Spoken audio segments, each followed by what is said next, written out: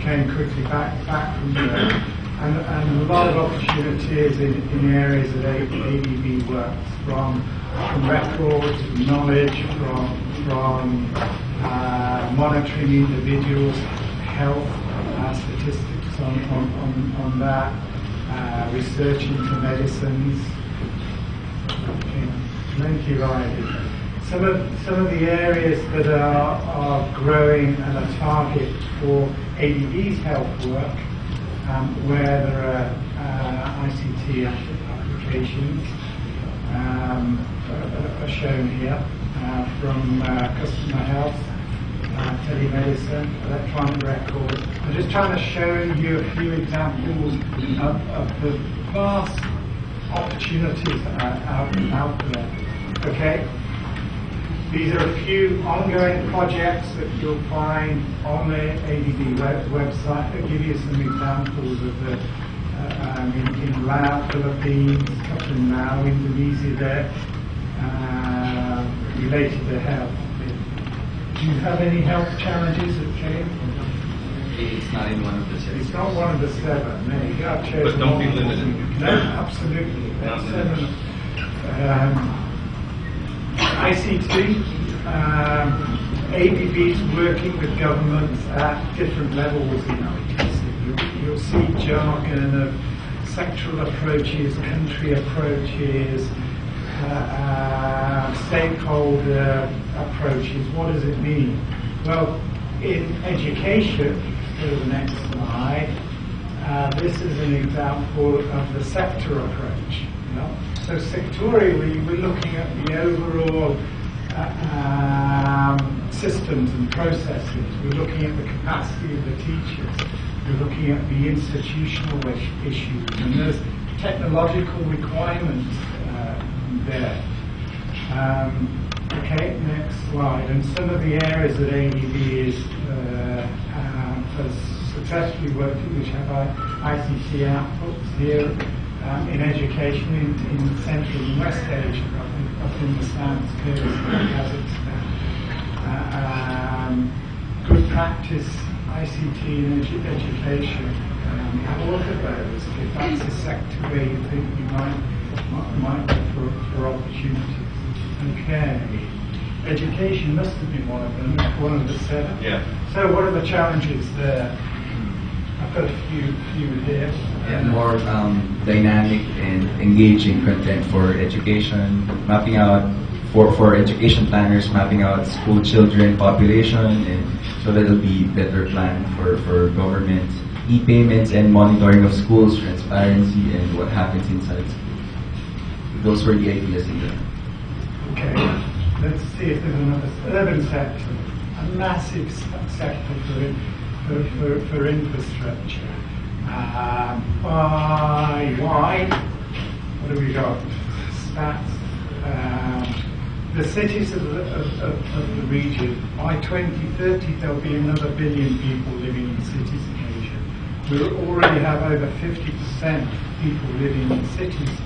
In a developed environment, that goes up to 70. So you've got a migration, huge demographic changes. 120,000 people in the region going into cities. That's the new Manila every 3 months.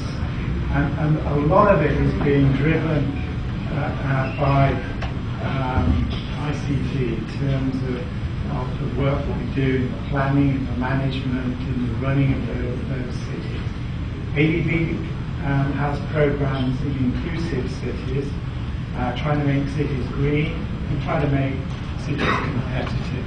In all of these 3 thematic areas that we work in the urban sector, there are ICT opportunities. Career is a great place to go for graphics. This is a career-based slide. Go to the next one. The next one's an ADB slide. Let's go back to career. Lot more fun. And it's in any sector. It doesn't matter. It doesn't have to be cities.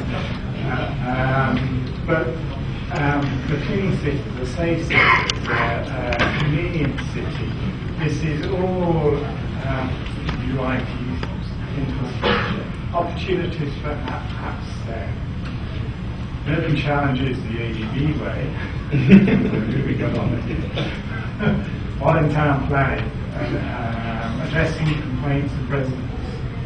What do we got? Mapping system for population density and better provision of government services and waste management. Okay, a lot of things on GIS based for cities. I'm a water person, and nobody knows where the water pipes are in the cities, I can assure you. I've dug dishes to rehabilitate pipes in Indonesia, in Jakarta, and you find another pipe under the pipe that you were going to repair. So we have to repair that one as well, and as we repairing that one, we find a third one underneath. And where the water goes, the assets of governments are great opportunities in terms of what's there, and then the condition of them, how we maintain let's move on, see if we've got another slide there. Children and gender. Now, this was put together by Plan International, who are one of the biggest girl-child sponsoring NGOs that we do a lot of work with. Child participation. Obviously, there's the educational side for children. Child protection, reporting of incidences, as well as education in terms of reproductive health, literacy, and reporting of newborn children, therefore. Because Plan International is a very big NGO working on children and children's rights, so they're focused on that. So if you look at a sector, there's a huge variety of opportunities you'll find out once you start getting into it and talking to the experts. Water, this is one I can talk about. 80% of rivers in Asia are classified as being in poor health. I'm surprised it's so rare. Yeah, and where did that come from? Water leaks in terms of pipe supply. Yeah, before Manila Water started heavily investing 5 years ago, the leakage of water that went into the pipe system for Manila were 70%. Yeah? Which means that you who's paying for the 30% that reaches your tap, you're also paying for the 70% that gets lost on the way. It's expensive. They're now down to, in the 30s, somewhere like Singapore is in single-digit figures.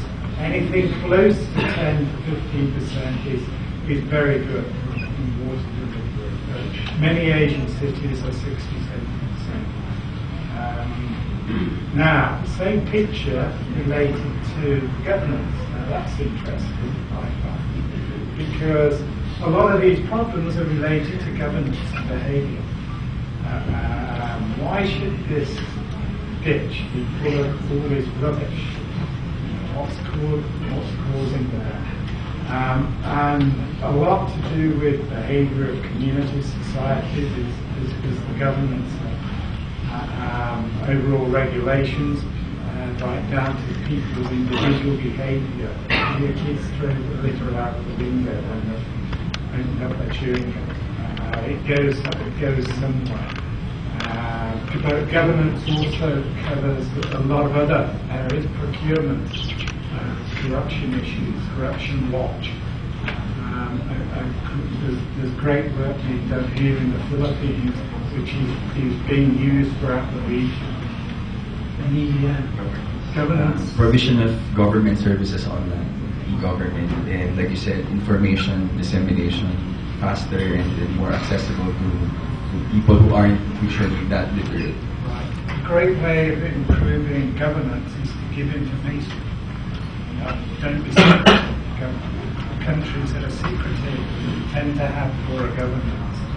Our water people have a direct correlation between national level governance and the quality of water in their rivers. Okay?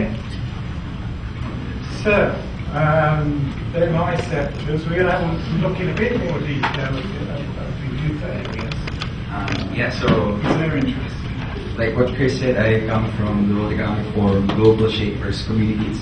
They're youth group for 20 to 30-year-olds from, they say, young people who have potential for future leadership roles in society. So I have a cheat sheet. Next slide, please. So in the Philippines, we have 13 shapers now. We come from different sectors. A 25-year-old mayor, a 24-year-old starting the first shark sanctuary in the Philippines, a UNICEF ambassador, Bianca Gonzalez, who's supposed to be here speaking to you, but you get me instead because she's not in Manila right now. I know.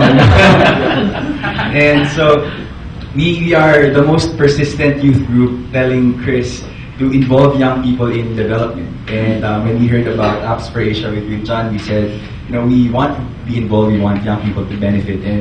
And I'm very happy to see that many young people are here, so we don't have to make that much of a case to say that young people should be involved. So I'll go into detail on what young people in Asia Pacific needs.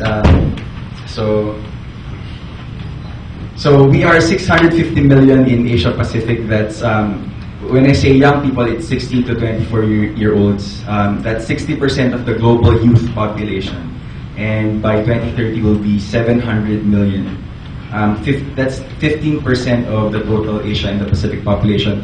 But why is it important to invest in young people, that specific age, 16 to 24? Well, we believe it's because it's an age of transition, right? When you transition from becoming a child to becoming a citizen, from being a student to becoming a worker, a productive member of society, and from being a child to having a family of your own. So if you aren't properly empowered at that point of your life, you would be trapped in a situation where you won't be, happy. And young people use IT. Yes. Lots of it. So we are also the biggest users. So. Lots and lots of IT. For the challenges that we prepared, we explored two areas: economic empowerment and political empowerment. For economic empowerment, we hear all these things about youth unemployment, and we are sad to say that Asia Pacific has the biggest proportion of unemployed youth in the world.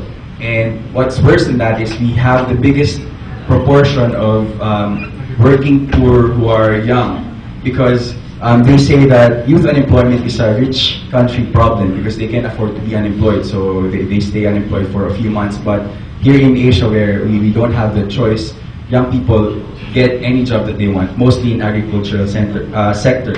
So we have 36.4 million unemployed young people and 152 million young people who are working mostly in agriculture for less than $1.25 a day.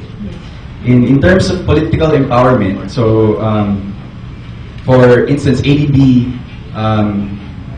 had, in 2011 they said they gave out $27 billion, right? And we believe that if they showed as well that young people are one of the ones who receive this support, and we believe that if young people are involved as a stakeholder in developing these services, it'll be more responsive to our needs, and if they involve us, we become better prepared to participate as active citizens in the future. So political empowerment is very important for our development as well.